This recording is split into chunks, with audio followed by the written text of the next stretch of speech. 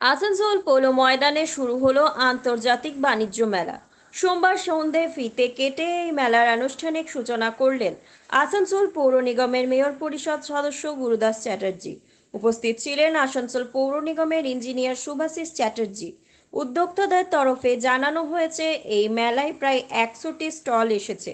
বিদেশ থেকে 10টি স্টল এসেছে। এই স্টলে দেশ বিদেশের বিভিন্ন সামগ্রী পাওয়া যাবে।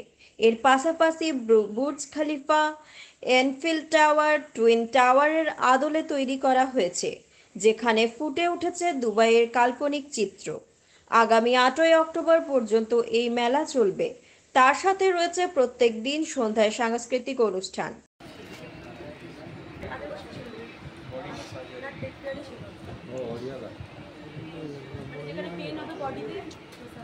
कई बाकी है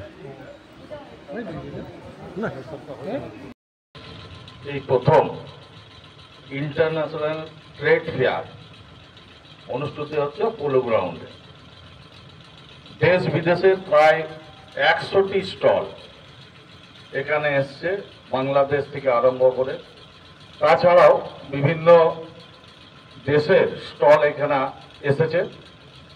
আসানসোলবাসীর জন্য নিশ্চয় একটা বড় সুখবর। আমরা এই মেলার সফলতা কামনা করি এবং আসানসোলবাসী যাতে ভালো ভালো জিনিস এখান থেকে কিনতে পারেন।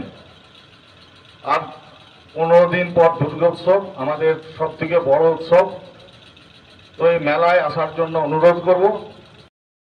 संस्था की तरफ से हार्दिक बधाई। यह मेला एक अहम उद्देश्य और कामना लेकर आए हैं।